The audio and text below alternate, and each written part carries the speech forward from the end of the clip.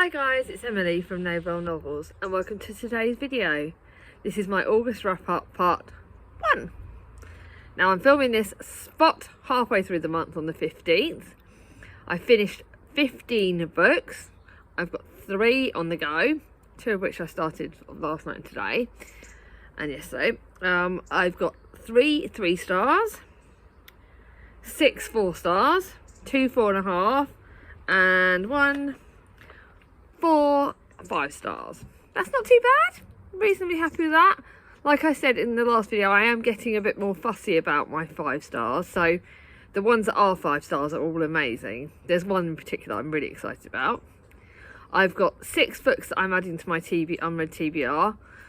Technically 7 because one of them I started last night. And that's like 4 contemporaries, 2 historical fiction and 1 non-fiction. But I'll talk about those at the end. And obviously there'll be more books added. As you well know from Instagram and stuff like that, if you follow me on there, I have had 2 big book buying in August already. Technically one of them was July, and that was my holiday book haul, and there's going to be another big one coming up in August because we went to London obviously on the Saturday. Last Saturday it would have been, because this video is going live on Friday, so yeah, the last Saturday we went to London and I bought 10 books. I may have already bought like 5 from the charity shops the other day as well. So yeah, I better really be starting to... My unread TBR will be going up in September, bar a flipping miracle. So I'm going to have to try and tame it down for the last couple of weeks. And there may well be some August books that are going on to September's unread TBR. Because although September I'm now thinking about going... I'm now supposed to be going out with Bookshop with my sister Charlie from Charlie Book Reads. So yeah, I better get things under control a little bit, hadn't I? And keep reading loads. So I am being able to read a bit more over the next this part of the week. I'm hoping to take it a bit easier this week because Saturday killed my knee and I've been experiencing flares. So that's a bit of a life update. I am experiencing quite a lot of pain, so I'm going to kind of try and rest to read the next few days. So hopefully that'll get my unread TBR going down, which is what we want. Enough rambling, let's show you what I'm currently reading. So from the tri-chapter tag and the historical fiction tri-chapter tag, I've started The Virgin Widow by Anna Bryan today already. Like, I only started it a couple of hours ago. I've read quite a bit and it's got promising. It's what I like about this book is the writing, the typesetting is quite big. So my goal is to read at least half it today and then half tomorrow. So that's my goal, but it's got a bit of potential, so that's a good one. I started my buddy read with the lovely Anne from Angie's Book Chatter yesterday. That's The House in the Cerulean Sea by TJ Clune. This is a book that like everyone else has read apart from Alice from Alice's Giant Bookshelf, but started it yesterday with Ange and it's got real good potential. Really looking forward to carrying on with it. And yeah, I reckon that already on day 1. I haven't read days 2 pages yet, but brilliant. And then a book that I read that Thomas actually picked off my shelf. This is Thomas's fault, and this is The Reader of Broken Wheel Recommend by Caterina Vivaldi. And I didn't realise that this is actually a translated fiction, so this will count for women in translation. It's actually translated from Swedish by, by Alice Mendes, and one of Mia's friends' mum's Swedish, so that's quite good. So I started that last night. That's actually got quite good. I wasn't sure about this one because it's not got the best of reviews on Goodreads, but I'm liking it. It's got a lot of book references, so it's got a lot of potential, so hopefully I'll enjoy that. So those ones I'm currently reading. Now to my 3-stars, 2 of which I am actually really disappointed in, and you'll understand why in a minute. So the first one is The Beloved Girls by Harriet Evans, which was one of my summer books. It's a newish release, and to be honest, it's telling me I'm not going to read any more of her books. It had great potential. It's a massive book, but it just wasn't for me. 3 stars. The writing is good. This has got one that the writing's good. It just wasn't for me whatsoever, and I had so much high hopes. What do you guys feel about this? When you have such high hopes for this, for a book, and it looks pretty, it's got, you know, it's been new release, looked great. Yeah, it was okay. That was the whole point of it being 3 stars. It was okay. Yeah, I expected it to be like a 5-star. And it's about successful barrister Catherine Christoph, and she goes missing the day before her wedding anniversary. It's more of a historical fiction mystery, I would think, than historical fiction. It's historical fiction when it's 1989. That's quite weird. Yeah. It was just one that let me down, so I'm not going to keep that. Then this was just a very average summer read. It was The Summer Reunion by Fanny Blake, another summer book I chose, but it was okay. It was like characters that are set in their 60s and they're 4 friends and they were best friends at school. Now years later they've grown apart, they meet up, and again, but there's some characters in this I bloody hated, which is a sign, I suppose, that was what made it 3 stars, because I did actually hate some of these people, and that's quite a passionate feeling, and to get that feeling it means you're obviously connected to a certain extent. But it's got about the cheating trope, which I hate, and it's glamorizing it slightly, and I don't like that at all. But again, there were some characters I did like, and I liked the fact that one of the ladies felt downtrodden and husbands treats her badly, and her kids just get away with everything. Kind of get that sometimes. Chris is a great guy, but they all know that mum's the softie in the family, so kind of felt a bit too close to home on that. But there was some characters that I liked on this, and there were some good bits, but it was glamorising cheating again, which I struggle with, so bye. That's not, mum's not even going to want to read that. Then the book that I had really high hopes for, it was my booktuber's favourite author, and that's Charles Heathcote's. He loves Joanne Cannon. She wrote The Truth About Goats and Sheep. She wrote 3 Things About Elsie. Now, 3 Things About Elsie I bloody loved. Adventure trope, really thought it was fantastic. Trouble with Goats and Sheep was okay. This was okay. It wasn't amazing. Again, I had too much high hopes for this. I am going to host a good giveaway for this towards the end of the summer when I've got a bit more time, because at the moment if I try and do a giveaway, I'm not going to have time to post it, and I've got a book that I was supposed to send to someone and I forgot to send it because I've just been so busy. So I will do a giveaway for this, so watch out for that. It'll be on my channel. But it's not that the writing's not good. This is a mystery. The writing is good, but there are certain words in this that I didn't like. The lead character I didn't like. Yes, I get that it's mystery, but I kind of got that the lead character was a bit hit and miss, and I got some of the twists, and the way they talk about like the lady's mother, and it's mother this and mother that, and for me, I don't know why that word annoys me. It's okay if my niece and nephew, they use it, no problem, don't mind that, but it's when an adult uses mother to describe their mother. Winds me up. And I'm sorry, I'm filming. You know it's summer holidays. But yeah, there were certain bits of this that annoyed the hell out of me. So bye book. So that's just me. That is just me. It was just okay, but I was expecting a lot more from this. Now to my 4-star books. Now they are all good books. They are all really good books, really enjoyed. Yes, they didn't make the 5-star mark, but they are all very good books. Like I said, I'm not going to talk about my rating. I did a whole bloody tag video that's exploded, which is brilliant. It's not me. So anyway, this was another book that I had for the summer book. Katie Flynn, The Rose Queen. This is one of her better books.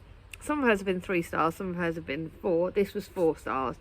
Historical fiction, wartime book, set partly in Wales, partly in Liverpool. Loved it. Really good traditional wartime book. It was really good. I did really enjoy it. Actually, I need to put that to one side a little bit.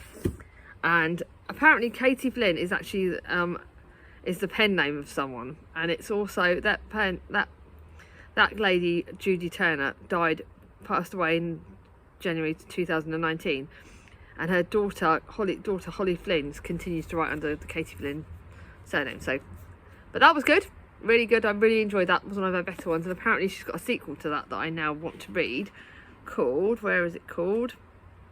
The Winter Rose. I need to find The Winter Rose. So if anyone knows about that, let me know, because that one is a sequel, so I kind of want to know what happens.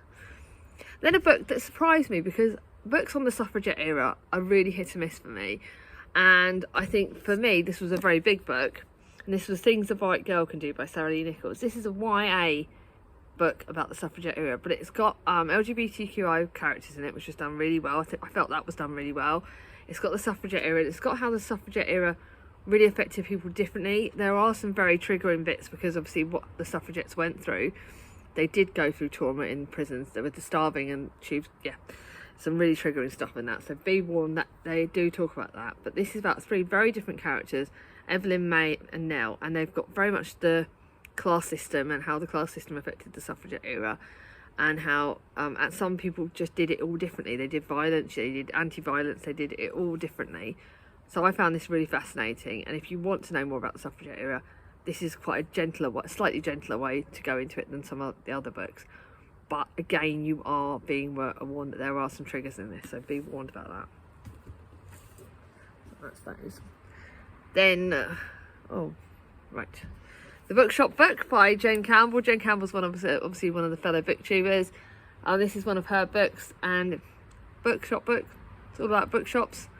And actually, I found it quite interesting because obviously when we went to London and we went to some of the different bookshops in London, there's some that are mentioned in this.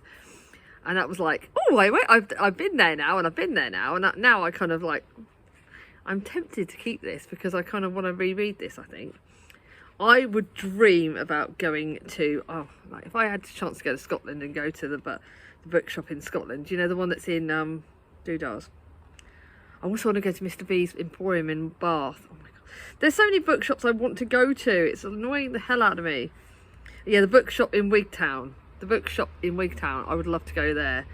I would love to go to Barter Books in Alnwick. There's like so many places I want to go to. The bookshop.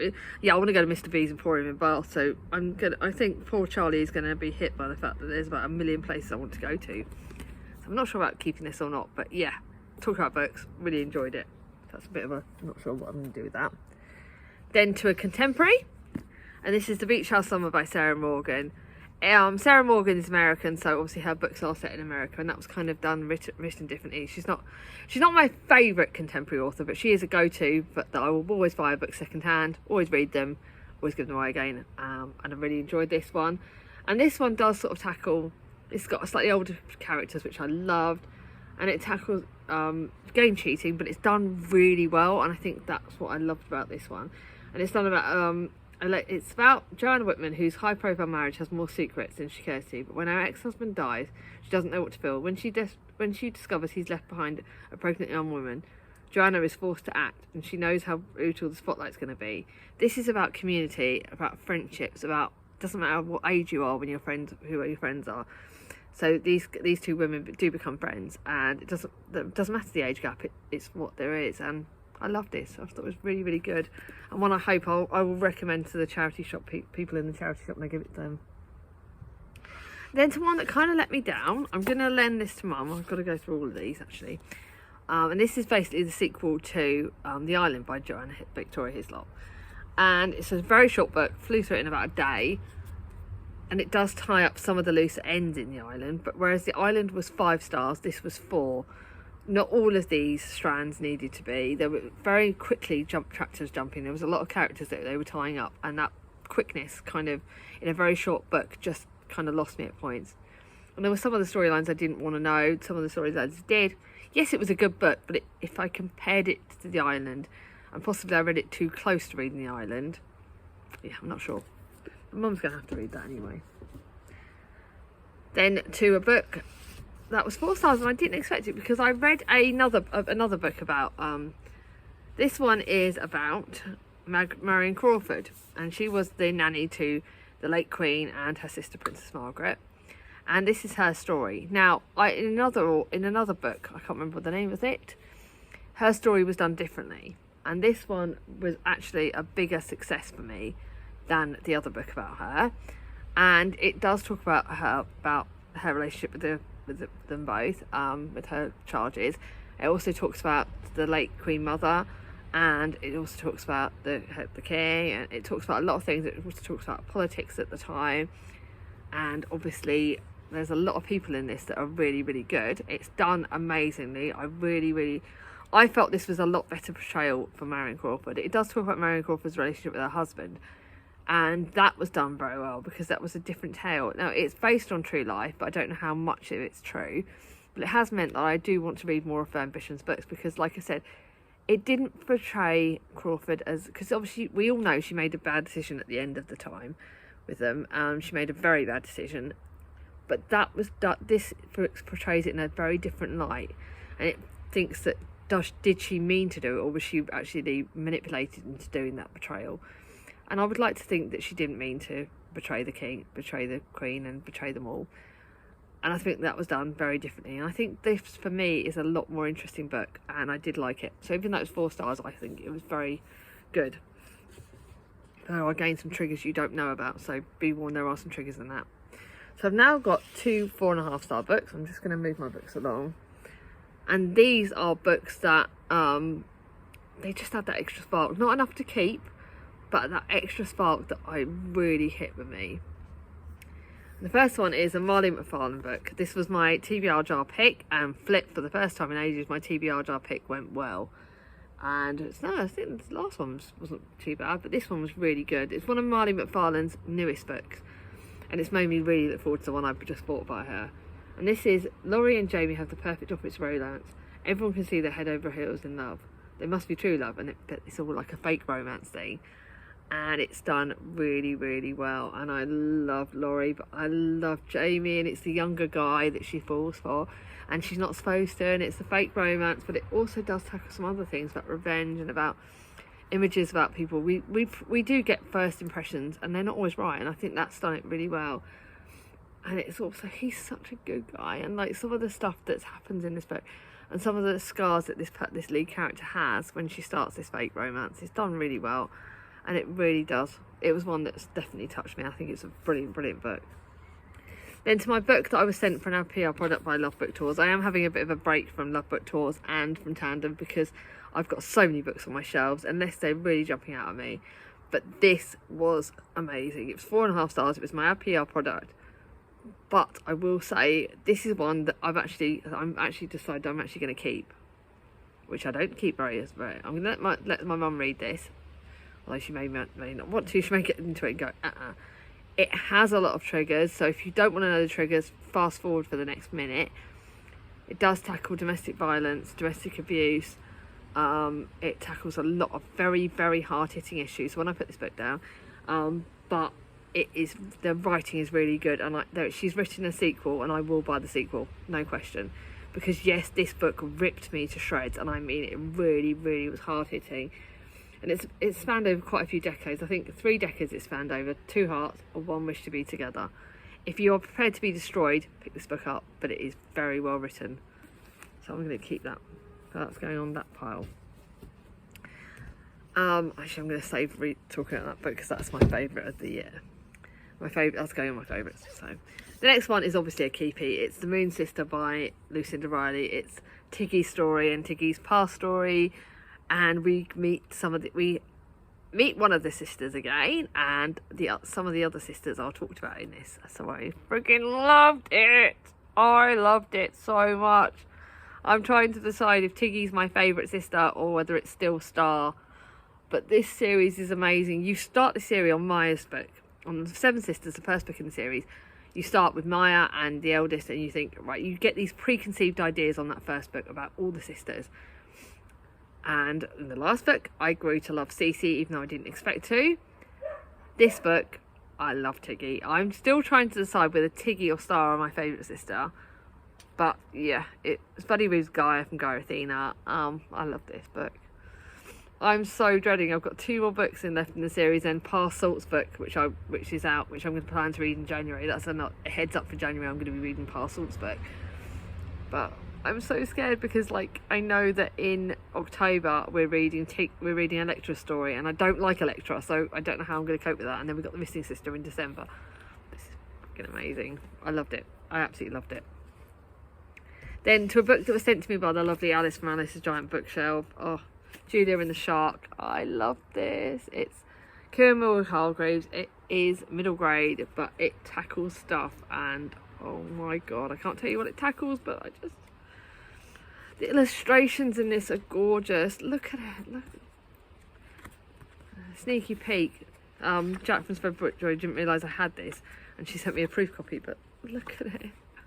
It's stunning. It's absolutely stunning, and I loved it. It's really good writing. Julia's a great character. The shark's amazing, but the shark's not as key as Julia, but there is stuff about the shark, and it's just so good. Loved it. Loved it, loved it, loved it. Keeping it all the way. I think I'm going to try and see if Mia will read it. Then for my reread of the month, the book I finished yesterday was Yours Cheerfully by AJ Pearce. It's because I'm reading Dear Mrs. Poulter's Calling, which is the next book in the series. I'm reading that in September. Sneaky peek for that. I will be reading that in September with Berna. So I wanted to reread this close together so that I remembered, and it's made me more excited to pick up the next one. I love this book so much. On a reread, I loved it even more. 5 stars, no question. Then to my last book on this bit, and then I'll obviously talk about the 6 books I'm going to be starting. And this book will be, I need to actually go through this book actually, because I need to, there's some quotes in this. I've talked about this, I've got a review of this on Instagram, so please check out my Instagram review. But this is going on my favourites for the year. I've recommended it on Saturday when I spoke to Katie, and I spoke to a few of my booktubers. If you are a chronic pain sufferer, then chronic pain warrior, whatever we'd like to call ourselves, please pick this book up. Ali McNamara has ME. She talks about it. That's not something that I'm hiding from her followers. At the start of this book, on the first page, before you even start the book, it says, it's dedicated for those living every day with invisible disability. Should have read this for the disability readathon, and she talks about the fact that she has ME and CFS, and she has a disability, and is a disability and invisible disability advocate, which you all know I am. I wish there was some way I could portray it more. I'm looking for books on it all the time. This, I thought Get a Life Chloe Brown was good. When I reread it, I didn't like it as much because I had issues with some of the way that chronic illness was portrayed. This, I can't give spoilers away because obviously I don't want to wreck it, but this had the best representation of what my life was like, what my life is like. Right now I was reading this and I was like, because of the flares I'm having and my own chronic pain stuff, my own chronic pain battles, I read this and I felt seen, and I mean I felt like I could relate to so many of these different things. I don't have ME, I have chronic pain in my knee, but I've not also got other injuries and other chronic pain. So mine is a lot of located pain, but I do get the chronic fatigue, I do get a lot of the other symptoms. And I felt seen for the first time. I felt like it was one of the best representations of chronic pain. I'm lucky. I've also got partial death, you all know, I've done my videos, I did the readathon, but this was chronic pain and chronic fatigue described the best. Please, if you want to learn more, read this book and get it. It is an incredible book, and the author was absolutely incredible. There was a quote in this, where is it? There were so many good quotes in this. I really wish I think, here we go, right at the start. One of the things about chronic illness, it sort of robs you of your freedom. You might not actually be locked in a cell like a criminal, but you are always a prisoner. Whether it's your home that imprisons you because you can't get out and about easily on your own, or even your bedroom because you're so ill you can't leave your bed. Most of all, it's your own body's failing that shackle you, preventing you from being free to do whatever you want. And that's exactly how this character feels in it. A prisoner in my own body. Yeah, I get that. I really get that. I mean, I can't be homebound too often because I've got 2 young kids, but there are days when I can't move as much. Day before filming, I was wiped. I'm taking it easy this week because my body will just not let me do any more than that. For me, even hoovering tired me out yesterday, so that's incredible. You've got to pick that up. Right, now I do not want this video to be too friggin' long, although it's probably going to be a half-an-hour video. Sorry guys. So I'll briefly talk about the books that I'm going to be reading in the second half. So I've got Isabella Lande's The Daughter of Fortune, which is a woman in translation book, but I believe that our lovely Kim from Middle of the Book March is hosting a read-along of this month. I don't do her group because I'm really trying to be gentle, but this kind of works for women in translation, but it also works for the fact that I loved Isabella Lande. And this is Eliza, the engaging and independent heroine of Isabella Lande, is a foundling, discovered on the doorstep of a British import and export company in the 1830s in Chile.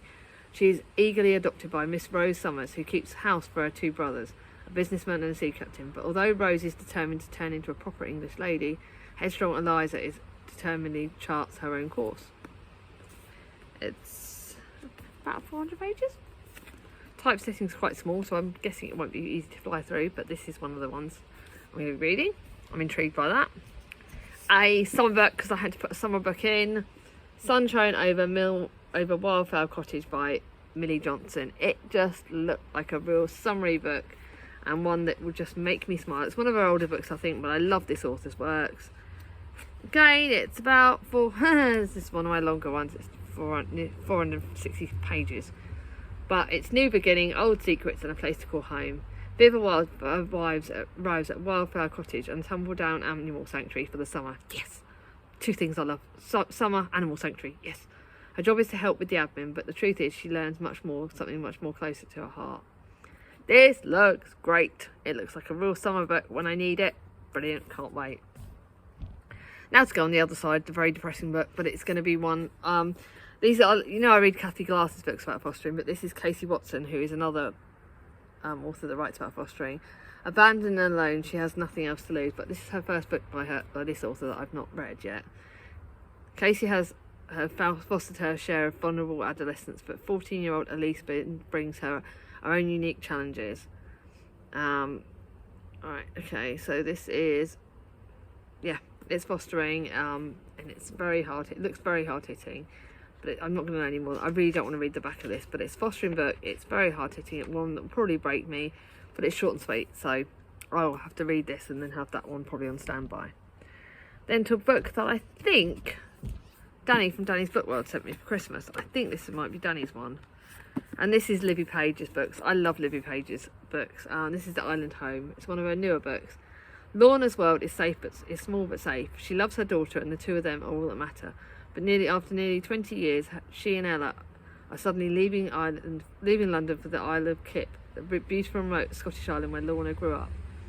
Alice's world is tiny but full. She loves the community on Kip, and her yoga classes draw women across the tiny island together. Now Lorna's arrival might help their family finally mend itself. Even its forgiveness means returning to the past. As the two women find friendship, Lorna also starts to find her place in the world. Could coming home mean starting again? Brilliant. Can't wait for that. Then, The Letter by Catherine Hughes. I loved The Help by this author. So this one, nice big typesetting, quite chunky, but don't know much about it, but it's been on my charity shop shelves for a while, so I wanted to read another book by this author. Discover the novel that has broken 1,000 hearts. Oh god, that's going to freaking kill me as well. Tina Craig works all the hours she can and volunteers in a charity shop to avoid her unhappy home. Going through the pockets of a second-hand suit, she comes across an old letter, an envelope firmly sealed and unfranked. Tina opens the letter and reads it, a decision that will change the course of her life forever. Billy Surley knows he's been a fool, but hopes that he can put things right. On 4th of September 1939, he sits down to write the letter that he hopes will change his future in more ways than he can imagine. Intriguing. Hope I like that. Now, last but not least, a book that my sister Charlie from Charlie Book Reads made me pick up in Oxfam a few weeks ago. Although I think this was a birthday book. His Only Wife by Peace Adoso Mendy. So I have no idea about this book. Charlie said it looked good, so Charlie was like, you've got to pick it up. In one of the most talked about hilarious debuts of the year, Afi Teplim, I can't say it, a bright young seamstress from small town in Ghana is convinced by her family to marry the man she's never met. And then this Akeem Gaino, I can't believe say these names, is a wealthy businessman whose family have chosen Afi in the hope that she will distract him from a relationship with another woman who they think is inappropriate. Romance debut, looks good. Hope I like it.